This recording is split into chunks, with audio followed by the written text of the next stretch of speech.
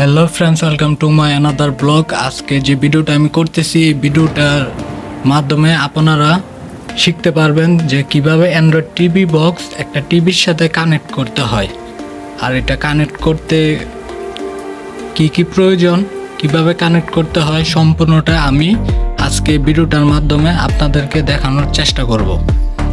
আর continue ভিডিওটা দেখুন। এই আমার সামনে হচ্ছে একটা smart TV box, Android TV box. এটা হচ্ছে একটা কেবল।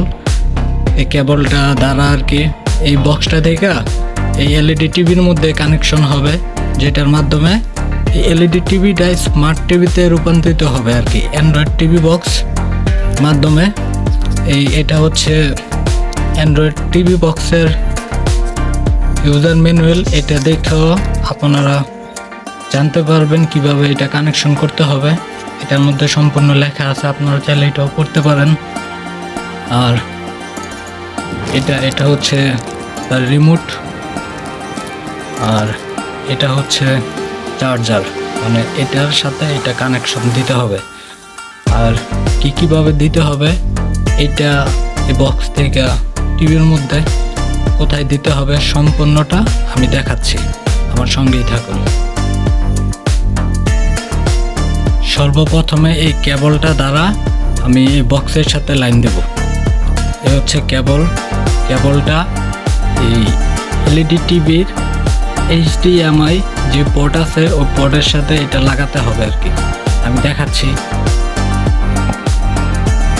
প্রতিটা টিভির মধ্যে HDMI এর যে এইভাবে লেখা আছে HDMI, আর এই জায়গার মধ্যে পোর্ট আছে নিচে, ওইটার মধ্যে এই কেবলটা সংযোগ করতে হবে যেটার মধ্যে লাগে। ওয়ানে HDMI, এটা ওয়ানের মধ্যে ইন করতে পারবেন যদি লাগে, আর HDMI 2 এর মধ্যেও আপনারা সংযোগ করতে পারবেন।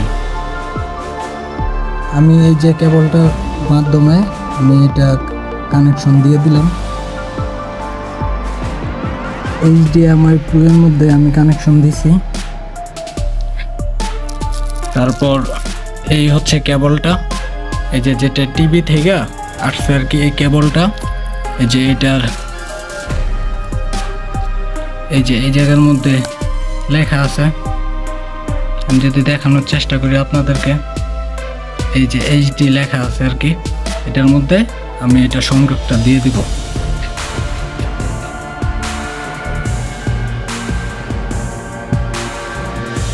যে আমি সংযোগটা দিয়ে দিলাম এটার মধ্যে।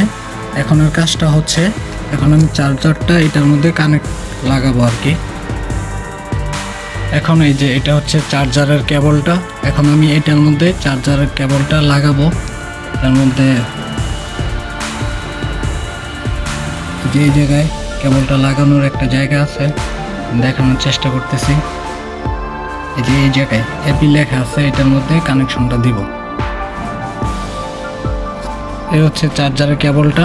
এখন আমি এটা চার্জারে লাগাবো আর কি। চার্জার লাইনটা পাওয়ার সাথে সাথে এই যে এই জায়গার মধ্যে একটা লাইট জ্বলবে, মানে সিগন্যাল দিবে যে লাইনটা পাওয়া গেছে। আর এটা আমি একটু উপরে রাখছি, সোফার উপরে, তো যাতে গরম বা একটু বাতাস যাতে যায়, এটার ফ্যান আছে নিচে আর কি। আর এখন আমি এই জিনিসটা চালু দিব। সর্বপ্রথমে আমি টিভিটা অন করব।